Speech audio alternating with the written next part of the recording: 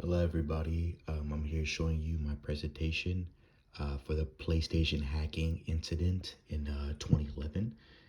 I'm just going to talk about the incident kind of through like a story. I kind of got it through a storyline. I'm kind of like reading the information I got and kind of explaining to you guys the whole situation. And then obviously tying in with the hacking theory, hacking ethics, excuse me. And then, yeah, we're just going to go along from there. But yeah, my final project is based on that PlayStation hacking incident that happened in 2011. Yeah, let's just get started, guys. So, first, I would like to start off by talking about uh, what is the PlayStation. I think many of you know what is PlayStation. It is a video game console, and it's a gaming. It's a video game console that is owned by Sony Computer Entertainment. Sony doesn't just sell video games and video game consoles. They have the PlayStation, and also I don't know if you guys know, but the PSP. It's kind of like the PlayStation version of the Nintendo. And yeah, and they sell that, and they have all like TVs and other electronic goods. That's really what Sony does. Like PlayStation is a part of Sony, if that makes sense. So Sony's like the big guy, and then PlayStation is like the little guy. The guy underneath it with all his products and all that. So then going on to the products, there's the PS1, PS2, PS3, PS4, and then the one that recently just came out, I think like a couple years ago, is the PS5. And I know a lot of people. I mean, I'm honestly, personally speaking, I'm still on the PS3. I probably should update, but we'll see within the future. Provided I have the money to buy a PS5. But yeah, those are kind of like the five like uh PlayStation console types. They also have like a PSP, and that's like the mini version. I would like you guys to um think about it like I think there's Wii and a Nintendo. I don't know. Yeah, Wii, and then I think there's Nintendo because I think the Wii is part of Nintendo. I might be wrong on that. Somebody correct me in the comments, but I think you guys get what I'm trying to get at. The PSP is kind of like the baby. It's like the little baby, pretty much in the whole PlayStation concept. If that makes sense. And the big guys are PS1, which came out in the '90s, PS2, PS3, PS4, PS5.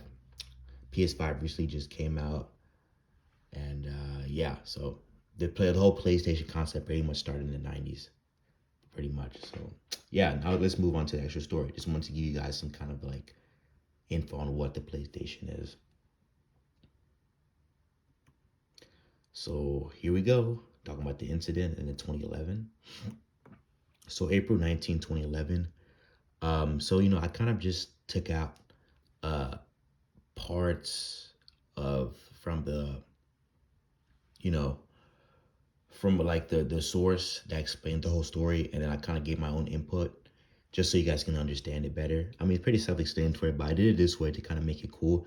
As you get, like when you read a story, and then like all you guys went to school in like elementary school, your teacher reads your story and then you talk about it. That's kind of what I'm gonna do.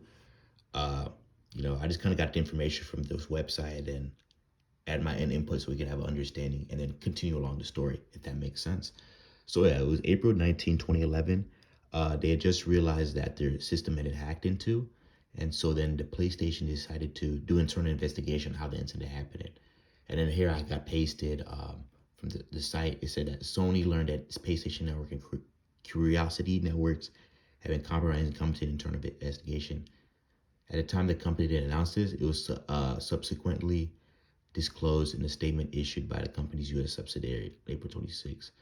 So they're still trying to figure out what had happened. I think April 19 is when like they figured out that someone had hacked into the system, and so they had to really look into the problem from there. And April 20th, I have here that after they had realized that their system had got hacked into, they decided to close down their networks to dive deep into the problem to understand the situation better. They had also asked a computer security company for the problem. So they'd had to get people uh, to help them, figure out the problem. And now, guys, I'm just gonna, because I think it's pretty self-explanatory, so I'm just gonna read what's on top. And then afterwards, said that the company said it was they still had to investigate the cause of the outrage, and that would be a day or two before everything was back normal. So they had to actually then shut down their like system to figure out what had happened, because a lot of people were affected by this unfortunate incident. And then here they were then they had realized that the hacker was trying to mess with them. You know what I'm saying? Like he just had like this weird message. He said, "Oh, we had nothing." He's like, "Oh, I had nothing to do with the attack. It was the other people." I guess he was trying to like con them, or I don't know if condom is the word, but trying to mess with them.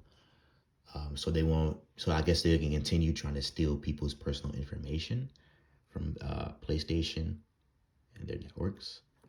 And that was, so yeah. Before that, that was April 22nd, and then April 23rd, it said that unfortunately, patients, since they had been hacked into, they had to rebuild the networks. Yeah, so again, we know that they had to close down their system for a while to figure out the problem. So then after the damage had done, they had to, how to, they have now, they're really in the fixing stage of the whole problem. So then they called in another they called in another computer security company to help, because the problem was so deep. So, and then April 25th, 2011, they suspected that there was a credit card information stolen, but the workers weren't too sure. So they had to keep on doing more information, because the hacker really stole a lot of information. So we're just gonna keep on going with the stories, and y'all understand more about that. And then April was April 26th. So basically, like I guess one of the heads of Sony, uh, basically, he basically gave a report on what had happened, and as you guys can see here, he was just, I think he had to tell the public about kind of the situation.